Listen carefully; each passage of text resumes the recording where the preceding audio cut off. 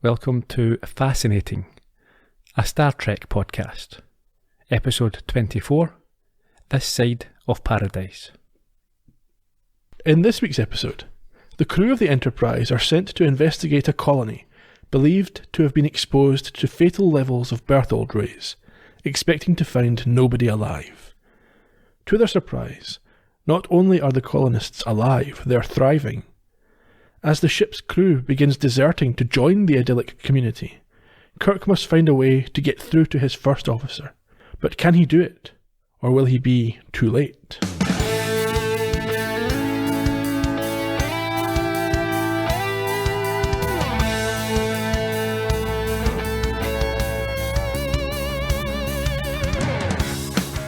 Mr. Spock is much stronger than the ordinary human being.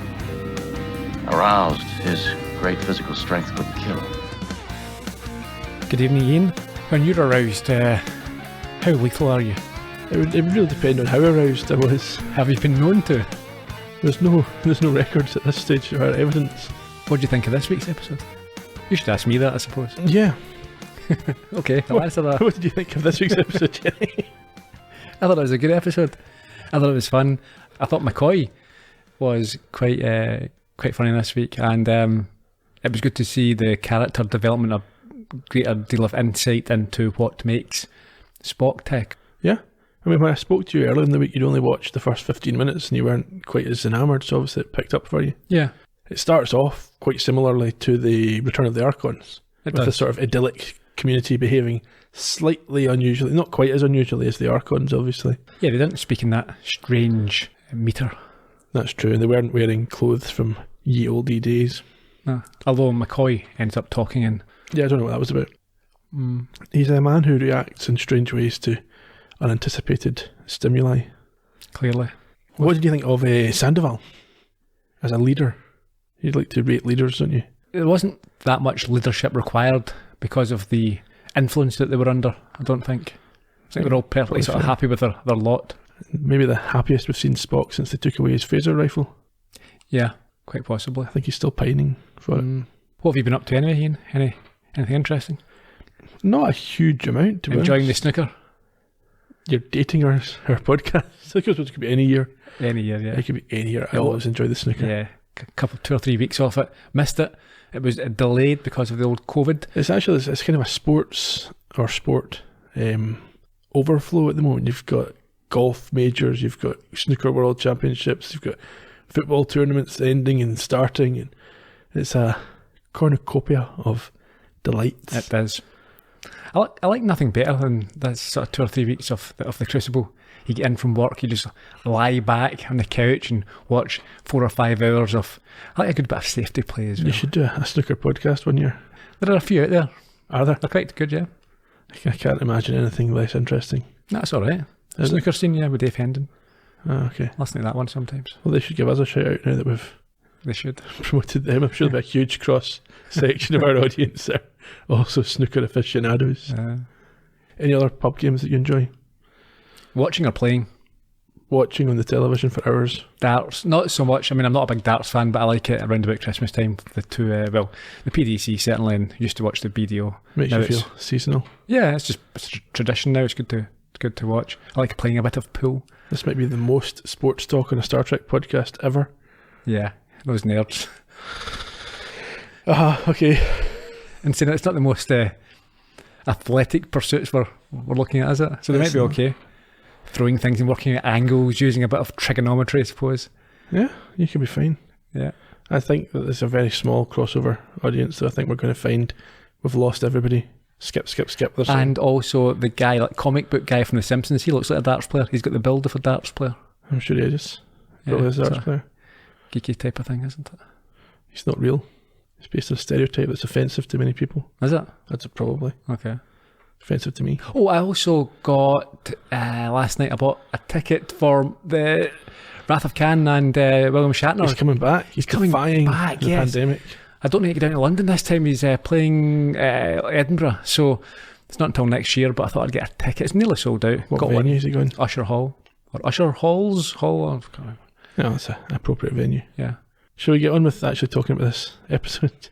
Okay, let's crack on. Where do we start? We're on the bridge of the Enterprise heading to Omicron Ceti 3. From now on, we'll call it Omicron, I think, for brevity. I don't think we need to mention the name of it again. Do we not? The planet? Now, yeah. Okay. It looks apparently like Earth, and Kirk orders them to enter a standard orbit. Yeah, there's no response to their attempts to communicate, which is a step forward from last week when they were told to get lost. Spock, however, tells Kirk that the likely chances of survival of the 150 men, women and children on this agricultural colony are... Zero. Yeah. They're all dead. My understanding of the situation is that when they went to this planet, the effective Berthold rays were not fully understood, but it's now known that it is fatal to humans and they're all dead. Yeah, it can cause their tissue to disintegrate. Yeah, it's a bit of a bugger. When was the last time you saw a disintegrated tissue? Not that long ago. Okay. However, these rays, the ill effects are not immediate, and therefore a landing party can beam down. So Kirk orders 5 others to accompany him, including McCoy and a biologist. Botanist. A botanist, that what it was, yeah. Okay. They must have a new botanist because it's no longer Sulu. Remember back at the start? But he was tending his plants in his little man cave? Yep. Yeah. But it's not him anymore. He must have had a promotion. Mm-hmm. Well, he's a navigator, isn't he? That's it. So presumably that's now his full-time job. Yeah, maybe the plants were just a hobby. It could have been, but he's not the guy. He's not. There's another botanist. Yeah. In fact, I think they used LaSalle as the botanist, who was in the Square of Gothos. Stop saying botanist. I keep thinking of a botanist. A lobotomist. No, just a bottomist. Someone who's right into their bottoms. I don't think that's what you call those people. Oh. Preverts. Down on the surface, it's basically a farming community, I think they've reached. Yes, there's a settlement, and there also seems to be stables. However, it appears empty of life, as Kirk laments another dream that has failed. Laments is the word that I put down as well. Is it? But as he does so, there's a surprise for everybody. Yeah, there's a cheery voice from behind him which refutes this Yes, he assumption. says that reports of his death have been greatly exaggerated. So they turn to phase 3, overall wearing men who welcome them, and the speaker introduces himself as... Elias Sandoval. Dun dun dun. Credits, Captain's Log 3417.3, and it's just a summary of what we have discussed. Yes, well, and Kirk acknowledging that their assumptions were wrong. Clearly. Evidently, yes. But then we've had this before. Remember with Nurse Chapel's fiancé? Yes. They thought he was dead. 100% certain to be dead. Turned out he was dead, but not initially. No. They killed him. They did. Kind of, the robot version. We all remember. Let's move on. We do. Sandoval says the reason they weren't in contact is that their radio was broken, and they've got no one there who knows how to fix a radio. Yeah, they've not seen any outsiders for 4 years.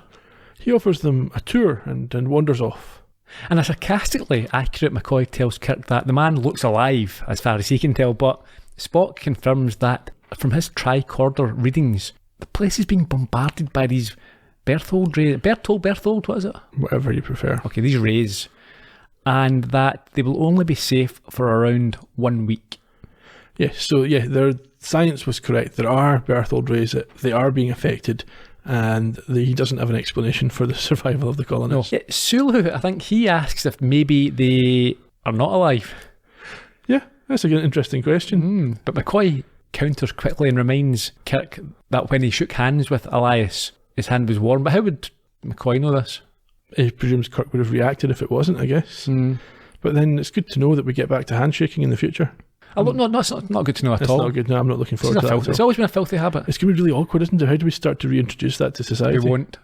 I think this is a time that it'll die out. I hope so. Yeah, it's one of the benefits of it. It's a filthy habit. Do not unnecessarily touch each other. It's this sort of display of machismo. Folk try to out-strength each other in their handshakes. Is that what you do, yeah? No, but people do. Do they? So, Kirk decides anyway that he wants to go and get some answers, and we head to a farmhouse. Yes, Sandoval leads them indoors and confirms that there are, I think he says 45 colonists. Yeah, on across 2 other settlements. So they're down a bit from the 150 they started with. Yeah. That's not really referred to again. It's not, that's a good point. Are we to assume that perhaps some died before they... Oh, possibly. Yeah, before they realised the benefits of the... Unless we've just misunderstood it and there's 45 people in each, which would be near enough 150. Yeah, maybe it's that. Yeah. Or 45 on the other camps and 100 or so on their main camp. Yeah, but you didn't really see that many people in this camp, did But you? you never do, it's always off camera. Same as there's 500 people in the Enterprise and we'll ever see 6 or 5 if they can't afford Scotty that week. Like this week.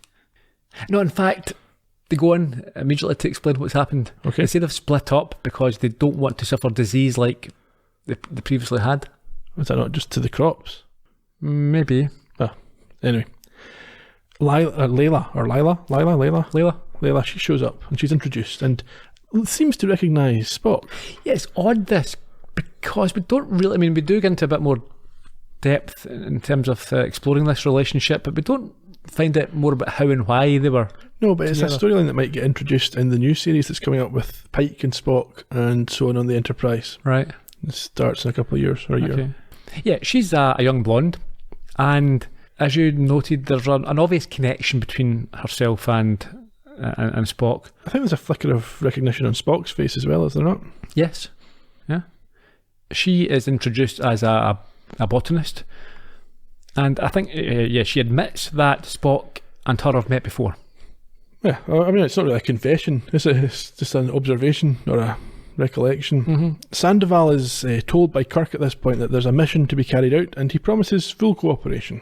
He explains to Kirk that there's a simple philosophy to life on the planet. What's that? Just a less complicated way of being. Sounds good. Does it? Sounds dull. Well, see, I've got my issues with how things progress here. And there is a touch of the sort of Starfleet or the Enterprise and through Kirk, again, landing somewhere and deciding to change how they operate. Now, you can argue in this case there might be very good reasons, but Yeah. it's all very severe, and it's all there's no discussion. There's no, if you are going to make these changes to a civilization, do it gradually. There's no, they've been there for 4 years. Yeah, and they're under the effect of a plant. We'll get to that. Outside the farmhouse by the barn, Sulu and Kelowitz, you've seen him before, are working as a pair. Sulu is his usual sort of casual self, as he admits to Kelowitz that he's not sure what they're looking for, as he sits right beside a bright pink flower. Knowing that he is a keen botanist as well. Yeah. It's a bit strange that he wouldn't know what he's looking for. Well, it stands out, isn't it? The rest quite barren. Maybe he's just an expert in houseplants. Could be. Kelowitz then opens an empty barn, and the two of them realise that they haven't seen any animals at all. Yeah, the barn's just being used for storage. Mm-hmm. Yeah, I think that plant, the unusual looking plant, actually did a double take itself when Sulu said that. You think, yeah? Do you notice that? It looked that way. Okay. It's like, I'm right here, guys. I can hear you. Inside the farmhouse, Layla tells Elias about her relationship with Spock, which, according to her, is predetermined. You've known the Vulcanian. On Earth, 6 years ago. Did you love him? If I did, it was important only to myself. How did he feel? Mr. Spock's feelings were never expressed to me. It is said he has none to give. Would you like him to stay with us now? To be as one of us? There is no choice, Elias. He will stay. I think that Spock's at it. You think so? Yeah. He's had a one-night stand, a fling with Layla in the past, and she says, okay, so are we now a wee boyfriend-girlfriend? Oh, no, I Don't have emotions. I don't have emotions. He's had to stick with it now for the last 6 years. Every week, I say this is one of the last times that they use the term Vulcanian, and then it happens again. Yeah, you're talking rubbish, aren't you? What I think is going to happen is at some point they get a software upgrade for their universal translators, and we realise that he's been saying Vulcan Yeah, all that'll prove along. you right, of course. Yeah. So they met 6 years ago, as we heard in the clip there. And Yeah. she seems a bit stalkerish. She's going to make him stay. Yeah. That's a bit harsh. Meanwhile, McCoy has been taking some readings of the workers and admits to Kirk that of all the men that he's looked at, they are in perfect condition. Emphasis on the perfect. And emphasis on men. He didn't say... So I thought at first, well, maybe it's something to do with the women or the kids. Right. You know, like in... what was the one with the little brats? Oh, yes, Miri. Mary, yes. Yeah. No, I don't. I presume he's just checking the folk who've been working first. And obviously it's a patriarchal society here on the colony. Sure. Spock comes through from outside, where he supports Sulu's observation that there is not any sign of life, but he's going to continue to investigate this. He's had inconclusive results from his tricorder. Yeah. McCoy finds this lack of animal life curious, and he wants to see the original medical records from the colonists' mission. Yes. Kirk's got them on a handy floppy disk. Yeah, he anticipated that, didn't he? He's in his little 3.5-inch floppy. And he hands it over. Was it 3 point? Was that what it was? 3.5 inch? 3.25? No, 3.5. Yeah, if he had 5.25, and then it went down to 3.5. You're a lucky man. Depending on the weather. Yeah. Sandoval shows up at this point. He's going to give them that tour that he promised, but McCoy declines as he has work to do. But he does compliment them on their physical conditions, and I think Elias responds, yeah, you'll find no weaklings here. Yeah, I think McCoy's worried he'll be out of a job if he has to treat people like this any longer. Yeah. We're in a field now where Elias is showing Kirk a handful of soil and claims it to be the secret. They have a perfect climate which provides all that they need. Lieutenant Leslie shows up with a biology report, and I think this might be the last time he speaks in the series, although he appears loads more times. You think that? Yeah, one. You can't remember. Don't tell me that you remember It the was last trivia. time. It was trivia that wasn't good enough for me to write down, Okay. but I remember reading. Sure, okay. He notes that there's enough planted to sustain the colony, but they've not really done anything else. Yeah, but why would they? Surely if you've got like sort of 10, 15 people or 45 people in that particular colony. Because I think the idea is it wouldn't be enough work to keep them busy. Just growing enough vegetables to live on. It's not a full-time job for however many people there are. But why do you need a full-time job? Well, what else are they going to do with their time? What have they been doing? They're a colony. Talk, read, write poetry, something cultural. But their mission was to cultivate the planet. And they've not done it. All they've done is do enough to keep themselves alive. Yeah. The bare minimum. Fair enough, but There's some people like that, yeah, aren't they've they? been sent down to a planet where they're getting exposed to all these rays, and it's why have you not built skyscrapers yet? Yeah. Oh, you're living in a hut. So there's 45 of us. We haven't evolved. If we were put in it, we'd be dead within days. Yeah. It's like Khan and his planet. Yeah. Whatever he's up to. Who knows? Nobody will ever know. McCoy then communicates with an urgent request to get back to the farmhouse to witness something for himself. Well, Kirk, I think at this point he's got a marble rolling. He talks about jigsaw pieces that don't quite fit, so he's aware that there's an issue here. Something's up. In the farmhouse, McCoy has been reviewing Elias's medical records and discovered that he had what? Appendectomy. I've had that. That's it, have you? Yeah. Twice. What? How can you have it twice? That's the operation. Yeah, I've had the operation twice. How can you? I thought you take it out and that's it. You have it once. Yeah. The first time they went in, they decided just to leave it. And then a year later, it burst. So it's not. That's not. You've not had. Yeah, I didn't have the appendectomy, but they started the operation and then. You may as well when you're in there. That's what I thought. You don't need it. I mean, I was only 12 at the time, and I thought, just do it. Why did you not just do it? And then it went a year or two later. Yeah. Oh, that's nonsense. Exactly. I'm still furious. And Elias also had some other ailments on Earth. However, scar tissue on his lungs, but it's all healed up. Yeah, he's now in perfect health, but he's got no missing. His appendix is back. Yeah, it doesn't do anything, but it's back. Yeah. Cows use their appendix. Do they? What for? Processing the grass that they eat. All right, in their 12 stomachs. Mm-hmm. McCoy was quite diligent.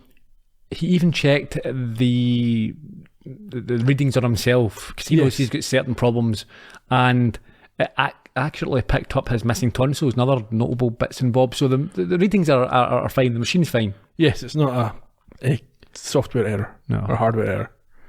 In the field, Layla watches on with a smile as Spock uses his tricorder on some planets, but he finds no life form, not even any insects. No, not even other inferior life forms like women. As he starts to drop casually sexist remarks like he's never understood the female capacity to avoid directly answering questions. Yeah, but she responds by saying that she never understood him until now. He was detached and put up an emotional shield. He doesn't argue with us.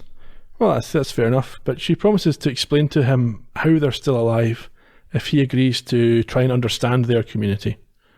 Yeah. He's not really up for that because it sounds emotional. Well, he says that emotions are alien to him, but she doesn't accept this and tells him his crewmates might believe it, but that she doesn't. So again, I like this. This is, we've always assumed that what Spock has told us, what we've seen, is accurate. Yeah, he might be an unreliable narrator in terms of his own emotional capacity. She obviously feels something from him. Yeah, so she holds out her hand and tells him to come with her. And he doesn't take it, but it does follow. Okay. So he's not arguing with this. He's not putting up a fight or, how you would expect He's him. not resisting. He's not resisting, yeah.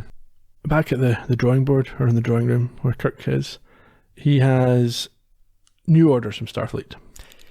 Yes, they have to evacuate the planet, and Elias is to round up his people within the hour. That's an That's hour. harsh, yeah. Very harsh. Well, They've lived there for 4 years. there's a reason for it, obviously. There's unusual medical records and strange lack of animals. And Yeah, but there doesn't seem to be any imminent danger or threat. well, there is Berthold rays that are killing everybody. They've got a week, we're told. The new people have a week. The people who've Yeah. been there for 4 years don't have a week. Of course They've they already do. had a lethal exposure. Precisely. So another few hours or days isn't going to make any difference to them. Starfleet obviously thinks otherwise. They're wrong. Anyway, Kirk is under orders, so it's not his fault this time. Yeah, he doesn't apologise. It doesn't No, say I think he sorry. agrees with this decision. Yeah. He's probably asked them to do this, but we don't see that exchange. Elias flatly refuses and insists that, as I just said, there are no danger from this radiation. He even points out that McCoy's own readings support this. Yeah, but he doesn't engage with a question about the dead animals. Yeah, he only says that Kirk is focusing on unimportant matters and they won't leave. Out in the pasture, Layla and Spock are wandering. Yeah, she is being vague about what has been going on, and it feels like there's a missing scene here. As she talks of something giving peace and love and happiness, then he responds by saying, yeah, it's like a happiness pill, which she should not believe in. Antidepressants. Is he talking about antidepressants? Well, any sort of, it could be it could be ecstasy, it could be any sort of drug that makes you feel. He says there's no such thing, but it's well known that there's mood-altering drugs. Of course. So what's he talking about? That's what I'm saying. I think, I don't know, it felt to me that as if there was something missing here. Because we just went from having no idea about what's going on to him talking about a pill, some thing that's creating this. Who knows?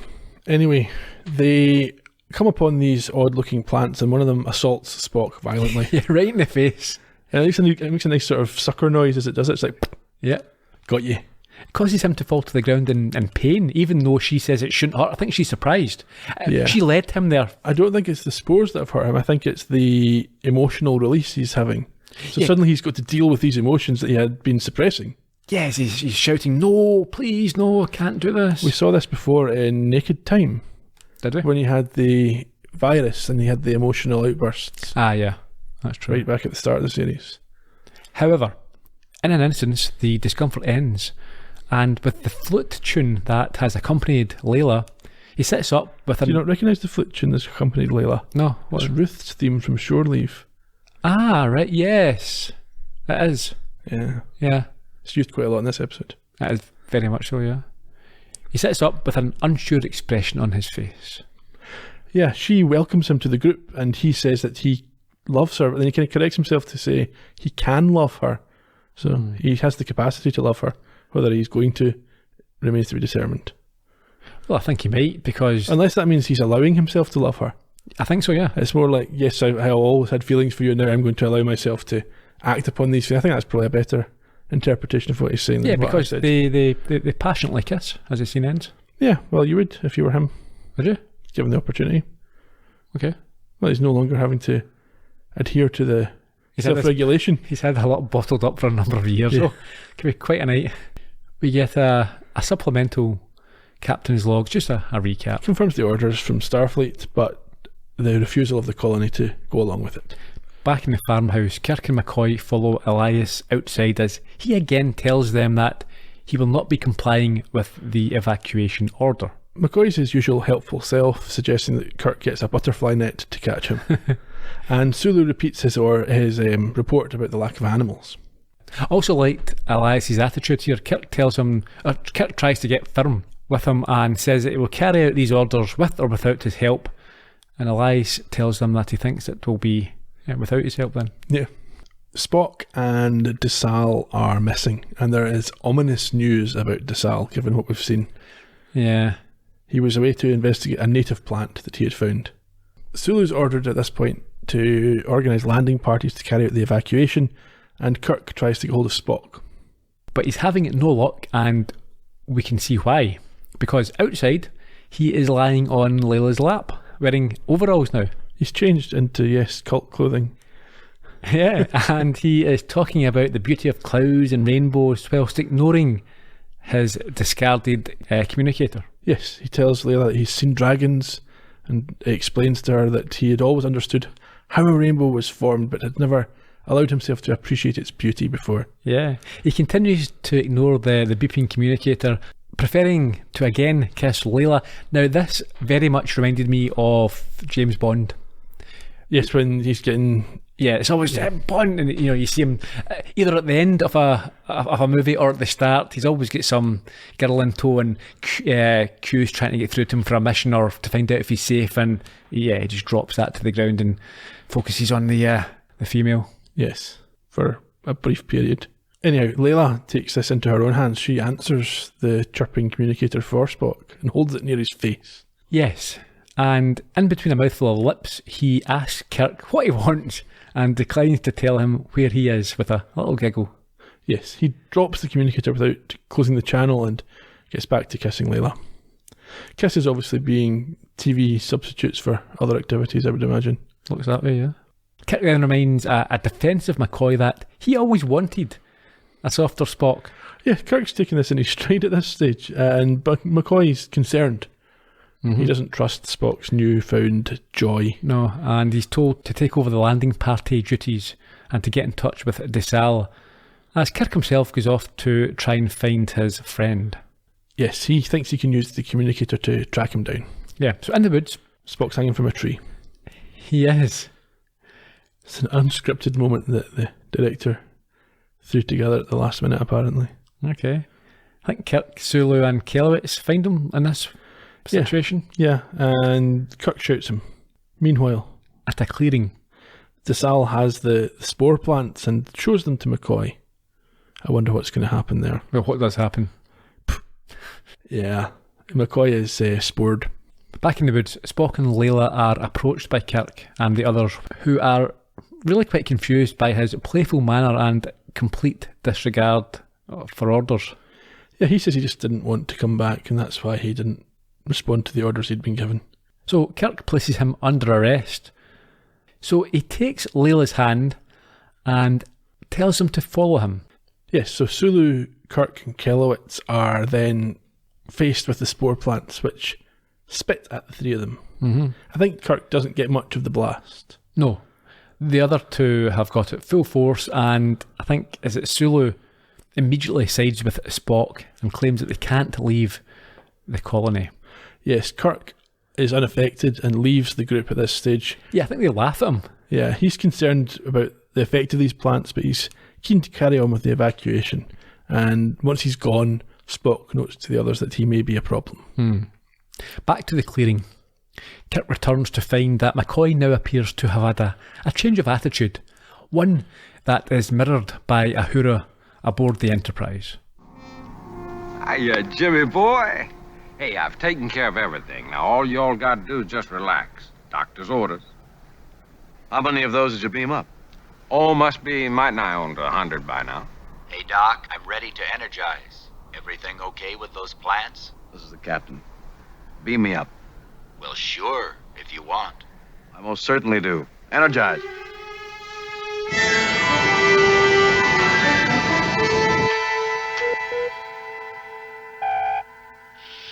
Lieutenant, put me through to Admiral Comac at Starfleet. Oh, I'm sorry, Captain. I can't do that. What do you mean you can't do that? Follow standard procedure. That's an order. Oh, I know it is, Captain. But you see, all communications are out. Out? I short-circuited them. Except for ship-to-surface, we'll need that for a while. It's really for the best, Captain.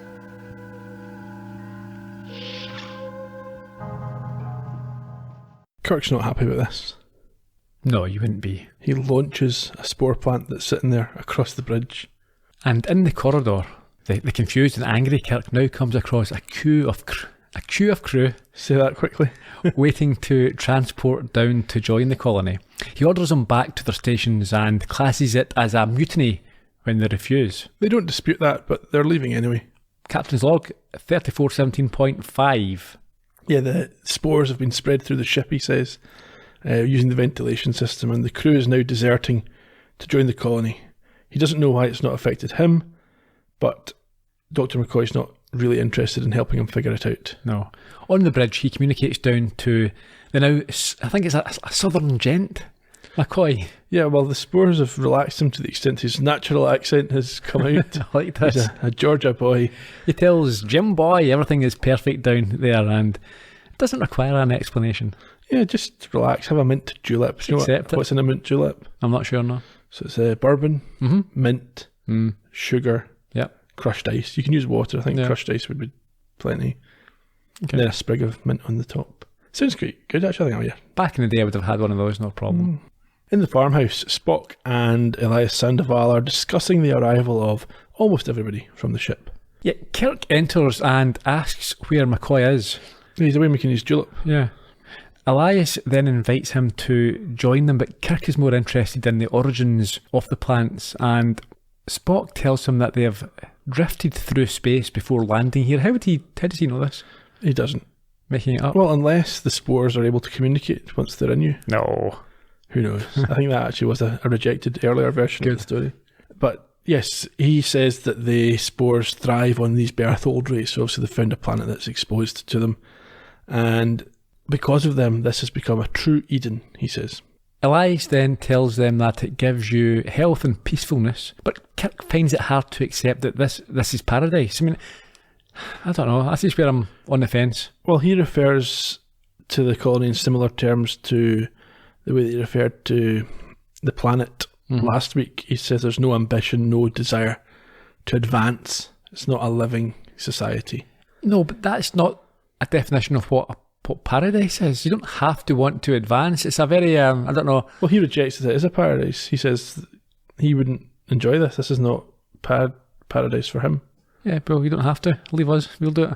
I mean, having excellent health, and I mean, it's almost a definition of what a paradise might be. You've got complete and health. No need to maintain it. And peacefulness. I mean, what else do you want? Everything else is sort of material, wealth and beauty and all that sort of stuff. But if you're healthy and happy, I mean, those are the two sort of tenets. Well, he's saying he wouldn't be happy though. Who? Kirk. Yeah. So it's not a paradise to him. That's fine. Beat it. And he rejects the idea that it could be paradise for anybody else. Well, see, that's where I've got a problem. There's no desire for people to better themselves. There's no challenge. And he leaves, or at least he says he's going back to the ship, and is told by Spock that he'll come around. Somehow he does get back to the ship, so presumably not everybody had left by that point. But he is now alone. He tries to contact Scotty, who doesn't reply, security, a couple of other departments. I think he's the only individual left aboard. Yeah, and we see a live captain's log, I think for the first time, 3417.7. Yeah, and we've seen ones before where you hear him doing a voiceover while you see him doing other things. We've not seen him, well, maybe in his quarters. I don't remember much in terms of live captain's logs. It's very exciting. He's now a sort of partially resigned captain who noticed that there has been a mutiny and Ahura has sabotaged communications so that he can only speak directly to the planet.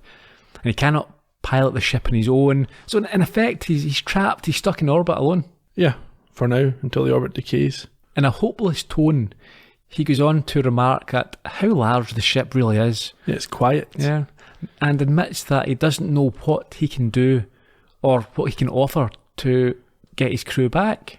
At this point, the plant that he earlier threw across the bridge jumps up and spores him. Right in the face. Right in the face. And he contacts Spock. I wasn't sure initially if he was bluffing at this point, but I think we can accept he's not, given what happens later. Yeah. Yeah, with a grin on his face, he communicates down to him, telling Spock that he has decided to join them. And he just has to pack a few things and he'll be right there. In his quarters, he is packing in a old school 20th century suitcase. Very old school, yes, quite like it. And he then opens a safe to view a medal that is clearly important to him. I don't know what this is. I'm not sure which medal it is, but obviously it reminds him of something that wipes the smile off his face. Yes, and he snaps the case closed, suggesting that he's made a decision or changed his mind. Or at least is on that path. Mm-hmm. Because when he gets to the transporter room, we can see he's fighting an internal battle against these spores. Yeah, he's trying to fight this urge. And he shouts no, and then he has an epiphany. Violent emotions are required. To end the influence of the spores, yes, and he immediately records a supplemental log. Yeah, stating that he thinks he has the answer, but there is a risk due to Spock's arousal, as we heard. Yes, at the top of the show, Spock can be hard to beat when he's aroused. He puts his plan into action by communicating down to Spock and telling him that he needs some help bringing some equipment down. And so, after kissing Layla goodbye, Spock sets off for the Enterprise, where he materialises and is immediately met by a racist bat-wielding captain. All right, you mutinous, disloyal, computerized half-breed. We'll see about you deserting my ship. The term half-breed is somewhat applicable, but computerized is inaccurate. A machine can be computerized, not a man. What makes you think you're a man? You're an overgrown jackrabbit, an elf with a hyperactive thyroid. Ship. I don't understand. Of course you don't understand. You don't have the brains to understand. All you have is printed circuits. Captain, if you'll excuse me. What can you expect from a simpering, devil-eared freak whose father was a computer and his mother an encyclopedia? My mother was a teacher. My father, an ambassador. Your father was a computer, like his son. An ambassador from a planet of traitors. The Vulcan never lived who had an ounce of integrity. Captain, please don't. You're a traitor from a race of traitors. Disloyal to the core. Rotten like the rest of your subhuman race. And you've got the gall to make love to that girl. That's enough. Does she know what she's getting, Spock? A carcass full of memory banks who should be squatting on a mushroom instead of passing himself off as a man. You belong in a circus, Spock, not a starship. Right next to the dog-faced boy. Do you think Spock would get that last reference? Surely by that stage circuses are a thing of the distant past on a different planet from his. That's true. But if Kirk knows about it... Yeah, why would Kirk even know about it? Yeah. I barely got the reference to a dog-faced boy. Those insults... firstly, I thought that scene was brilliant. It was amusing. It was fun. The insults reminded me very much of a Charles Bronson movie called Murphy's Law. Was Jill Ireland in it? No, but I'm sure we'll discuss this later. No, it was a female sidekick who was the most obnoxious character and one of the most in movie history. If anyone has ever seen it, if you haven't, go and watch it. Murphy's Law. He's thrown together with this. He's a cop and she's some sort of low-level criminal, and they're handcuffed together, but they don't like each other. And all she does is insult people, and it's brilliantly terrible. Okay. Murphy's Law. Put on your long list of terrible movies that you love. Yeah. Anyhow, Spock and Kirk get into it after this debate, and... No, they don't. Two stuntmen do. Well, they look just like Spock and Kirk. They look nothing like Spock. I mean, it's... The director was aware of this. He wanted to film it from a wider shot, but the room was too wee. Really? Yeah. You see, the thing is as well, there's not much stunt work going on. This isn't like The Bourne Identity or modern James Bond or John Wick, right? This is really quite lo-fi. They could have done it themselves. They could have, slow punches and a bit of rolling around. I don't think you need to be a trained stuntman to carry this off. Yeah. Anyhow, the two of them get into it, and when Spock gets angry enough, the effect of the spores wears off, and he seems quite sad. Yes, he now accepts that he doesn't belong down there, but isn't convinced instigating a mass brawl on the planet is the best way to sort things out. Kirk disagrees. No, I think he does. I think he agrees. He's another idea. But his other idea involves starting a mass brawl on the planet, despite really irritating everybody with audio waves until they start punching. Yeah, that's true. Anyhow, yes. Spock asks to be sent to the brig at this point. Does he? Punching the captain. Yes. And Kirk says, but I also punched you, and if we're both in the brig, who's going to build this transmitter? Yeah. Spock sees the logic. With a smile. Yeah. Down in a field. The clearing, yes. Southern McCoy approaches Layla, who is waiting for Spock to return with Kirk. He doesn't try his I'm a friend of Kirk line. No. But he does imply that he's a friend of Kirk by pulling out his communicator and getting in touch with the Enterprise.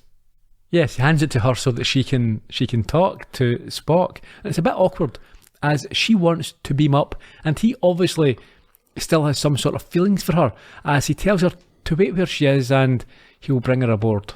Yeah, she hasn't quite twigged that she's lost him at this point. No. He heads down to the transporter room anyway to beam her up. Yeah, she arrives and immediately runs to embrace him, but realises straight away that he is no longer with them. And the trauma of that, I think, releases the spores grip on her as well. Well, she begs him to come back with her and breaks down in tears when he says that he can't. I love you. I said that 6 years ago, and I can't seem to stop repeating myself. On Earth, you couldn't give anything of yourself.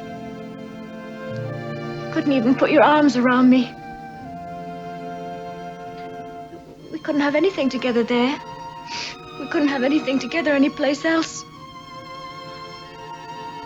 But we're happy here. I can't lose you now, Mr. Spock. I can't. I have a responsibility to this ship, to that man on the bridge. I am what I am, Layla. And if there are self-made purgatories, then we all have to live in them. Mine can be no worse than someone else's. I have lost you, haven't I? And not only you. I've lost all of it. The spores. I've lost them too. The captain discovered that strong emotions and needs destroy the spore influence. And this is for my good?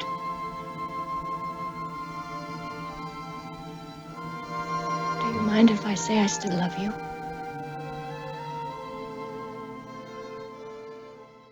That was quite a sad and romantic, but I think Spock, you can see, still feels for her. He comforts her. He's not so cold that he just rejects her out of hand here. definitely, and that, you know, that shows that it wasn't simply because he was under the effect of these spores. No, he didn't. Well, I think we saw that when he initially came under the effect of the spores. He did have feelings for her. He just was suppressing them. Yeah.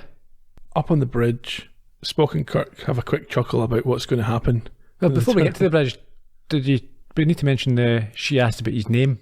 Oh, sorry, I didn't even realise that you hadn't put that in the clip. Yeah. Yeah, she asks what his other name is, and we've learned that he does have one, but you wouldn't be able to pronounce it. But that's not the point. If I asked someone, say, who had a Japanese name or a Chinese name, and they said to me, "Oh, you couldn't pronounce it," I'd say, "Yeah, it's fine, but I can listen to it. So tell me." You never hear any Vulcans having another name. Okay. I don't think. Mr. Spock, that's his name. Fair enough. To differentiate himself from the Doctor. Anyhow, up on the bridge, Spock and Kirk have a quick chuckle about what they're about to do. Yeah. Before turning on the Is it a bridge or is it engineering? I thought it was the bridge. Was it engineering? Who knows? They're messing about with some equipment. Yeah. Down in the field, fights start to break out, including ones with Sulu and Desal. Desal, yeah. As well as McCoy and the other crew members. Well, McCoy picks a fight with Sandoval because he tries to reassign him. They don't need doctors, they're all too healthy. McCoy's not having that. Yeah, this is a little later. McCoy's sitting under a tree. Is he chewing a bit of straw? And he says, "Yeah, you don't need to be everyone's in perfect health, so we've no need for doctors. You'll be doing something else." Yeah. He's like, "No." And I think he says that he might not need a doctor, but he'll show you how I can put you in a hospital. Yes, and he thumps him. Yeah. And then apologises immediately as Sandoval is also released from the grip of the spores. Yes, that's one punch apparently awakens him. Because it's not the punch, it's the violent emotions. Yes, I'm saying. So one punch. The punch is just the manifestation of the emotions. Yeah, but that's all it took. Cause you were so the violent. Yes, it made Sandoval so angry to be punched. Yeah. That he immediately lost. But then perhaps the longer you've had them, the easier it is to Who knows? Maybe. Yeah, he apparently realises that they've made no progress. His whole life has been wasted for 4 years, but at least they've not died. No. And he agrees with McCoy that they can't remain there. Justifying Starfleet's decision. I don't know. When he's of his true mind, he agrees. Anyhow, he gets put through to Kirk on the bridge via comms and says he'll fully cooperate. Yeah, a smug Kirk takes this call where he's told there'll be no fight against the extradition. Up on the bridge, everyone's back. They are. McCoy appears beside Kirk and Spock to tell them that all the colonists are in perfect health, a benefit left over from the spores. Do you think Scotty grew his finger back? What finger? He's got a missing finger. Ah, okay, yes. We saw it in an earlier episode. We did. But he wasn't there. Yeah, he was. Kirk tried to communicate with him and he wasn't on the ship anymore. That's true. But maybe he wasn't there long enough. Yeah, finger growing isn't a thing, isn't it? Is it? Well, appendix growing isn't a thing. Yeah, but maybe it takes a long time. Yeah, that's what I'm saying. Maybe it's not had time. We don't know. No. We'll find out in the future. We will. McCoy talks about man being thrown. He always gets quite biblical when he's had an experience, doesn't he? Yeah, I wasn't particularly happy with this part, but anyway. Kirk just reiterates his point about, no, we walked out because we have to claw and scratch, and basically Shatnerises it. Mm-hmm. Yeah, we see Omicron disappear on the screen into the distance as we have this patter. Yes, and Spock is then asked for his thoughts. What does he say? He says that he doesn't have much to say, but ruefully reflects that for once in his life, and I think this is an exaggeration, but for once in his life he felt happy. Yeah, it's quite a sad existence. Now, that's why I've got an issue. So Spock is not under these spores, and he says he's always unhappy. No, he doesn't say he's always unhappy. He's just has neither happiness nor unhappiness. Okay. So these spores helped. It's like today saying that if you can take pills for antidepressants, well, that's not how you really think. Well, maybe not. So what's the problem with that? But then we've seen Spock be happy before. We've seen him laugh at jokes. We've seen him. No, that's not being happy. You can be really unhappy about something. Someone tells you a joke or something funny happens, and for that moment you find it amusing, but you're not. We've seen him holding his phaser rifle. He's happy. Yeah, when he can kill, when there's a chance of killing someone with a big gun, then yes. But again, that's only fleeting. It's only when you're doing that. It's not a state of contentment. No, so it's maybe not so much happiness as contentment that he's missing. Yeah. So I do have a problem. I'm not sure. Well, that was going to be my first question. Do you think it was fair to cure them? You're torn. No, I am torn. I think the best solution would be to restore them through this anger, to then allow them to make their own decision. Would you feel differently if the spores had to be injected against the person's will initially? Yes. Would that change it? Yes. So the fact that the spores were spat in their face, even though the people were being led to the spores knowingly by the people who are infecting them. Yeah. See, I don't have a problem with them making a decision based on all the facts. What I do have a problem with is the implementation of their strategy. You can't just go down and say within an hour, everyone up. Spend a bit of time, explain. It's like I say, if it's someone, it's equivalent of just deciding that, we're going to remove your antidepressants, the medication that you're on that makes you feel this way. We'll just go, take it away, cold turkey, deal with it. You know, I like to make these stories richer in my own mind. The way that I would have done this story is this paradise that these people lived in would only look like paradise when you've been exposed to the spores, and to everyone else it would look like some sort of hellhole, like everything looks burned out or trampled or whatever, and it would almost be like a metaphor for maybe heroin addiction or something like that. So when you're on the drug, everything seems fine, you don't have a problem, you live, but to other people who are not, it looks like you're in squalor. Sure. And then, is it fair to take you out of this? But I think they could have certainly worked it that way. But that's not what they did do. But that's how I would have maybe turned this story. Sure, but but I think my comparison is more accurate then, or more, because I would compare it rather than to heroin addiction, where it is squalor, to say no, this is people who are on antidepressants, because they're not living in squalor. But then when they're no longer affected by the spores, they choose not to live there anymore. Apparently, they didn't really think about it themselves, did they? Well, Sandoval does. He says we've achieved nothing. We need to leave. After a second. Take a bit of time to think about it. It's all very well saying that just now. Then you go back up in that ship and see after 2 weeks, you're like, do you know what? But they can go to another planet. They can start a new colony. They can build without being exposed to lethal Berthold rays. Yeah. I'm not sure. I think that that you're putting too much, or not you, but what they've done is put too much emphasis on what they think paradise should be, and it should be about. It feels quite it feels almost quite a capitalist approach. If you're not creating, if you're not developing, not contributing. Maybe some societies, it is. If you're a Buddhist or whatever, you don't have to be doing that. Well, maybe that is the metaphor then that's intended. Is this an attack on communism? Potentially. So these are communists here, and once they're disabused of that notion, they realise they don't want that life. It could be potentially that, but if you look at it from a religious point of view, like something like Buddhist, where you're not trying to, you're just living and you're quite content. Contentment doesn't have to be. And I'm not saying every society it'd be better if everyone was like that, but it's, you can have communities like a Buddhist, which these people are quite happy and content to. Working a little bit of land, or the Amish or whatever it is, they don't have to be trying always to be developing technologically and everything else. Just be satisfied, be happy, and let them go on with it. So, I've got issues with how they implemented their strategy. Do you think that Spock was the most affected by this? Events of the story? I think without a doubt he was the most long-term emotional impact. Yeah. Should we go on with some trivia? Do you have anything else? On you go. Okay, so original air date 2nd of March 1967, directed by Ralph Sinensky, the first of his 6 Star Trek episodes. He was quite a prolific director. He helmed the episodes of many shows, including Ironside, The Waltons, Dynasty. And he's now 97, as far as I know, still alive. And he was blogging as recently as 2010. Blogging? If you search for Ralph's Trek, he's got things up there. And there's done interviews about working on Star Trek. There's quite a lot online about him, so he's a guy worth looking up. Sure. Dorothy Fontana, who we've previously heard about, and Jerry Soule, who we've also previously heard about, take the writing credits for this. And well, Soule doesn't take the writing credits. He insisted on being credited as Nathan Butler, so displeased with Fontana's revisions to his story and his script. Okay. We talked about him back in episode 10 when we discussed the Corbomite Maneuver, which he did take credit for, and he's got one more episode to come in the future. Jill Ireland played Layla. Her second husband, Charles Bronson, was apparently regularly on set with her during the filming of this episode, despite the fact she was still married to her first husband at the time. David McCallum.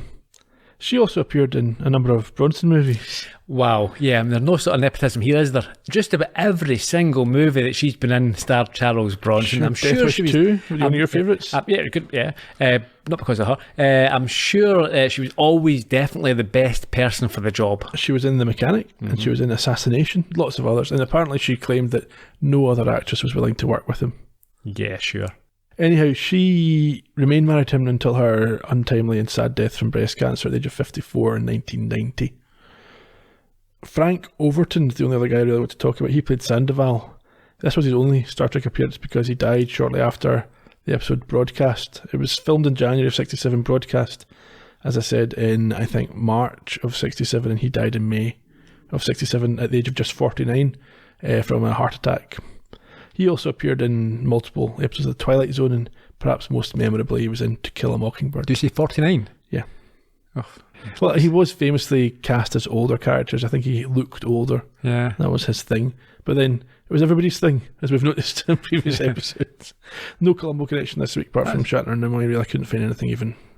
Apart from Charles Bronson, obviously, who was in all the Columbos. Well, he was the first choice for Columbo, yeah. Yeah. That would have been a different show, wouldn't it? Just one more thing. Just one more. Originally, this story was written for Sulu, not Spock. It was Fontana who turned it around to be a Spock story, which I think worked well. Very good decision. But obviously not to the pleasure of Jerry Soule. No. The next episode, Devil in the Dark, was scheduled to film before this one, but they were switched because that one was thought to be a tough assignment for a new director. So it'll be interesting to see how that goes. A lot of the music, as I mentioned during the podcast, from Shore Leave is reused here. And in terms of international titles, only a couple vary from a direct translation. The Germans go for Falsche Paradies, False Paradise, or Fake Paradise, depending how you translate it. And our Japanese friends, Shi no Rakuan, Deadly Paradise. Yeah. It's not deadly, they get cured. Could be deadly. Well, it's theoretically deadly. Unless you're an animal, in which case it was very deadly. Anyhow, this feature will be better next week, I promise. You promise? Yes. When we hold you to that. Yes, when we talk about episode 25, as I've said before, The Devil in the Dark. And in the meantime, We'll be on social media at Trek Podcast, Facebook, Twitter and Instagram. You can get hold of us for chat or whatever. And if you want to talk about this episode of either the podcast or of Star Trek, there's a post up at StarTrekPodcast.com where you can give us all your reminiscences. Let's get going. I want to watch the snooker. Right, okay, well, we'll see folk in 7 days' time. Cheerio. Bye bye.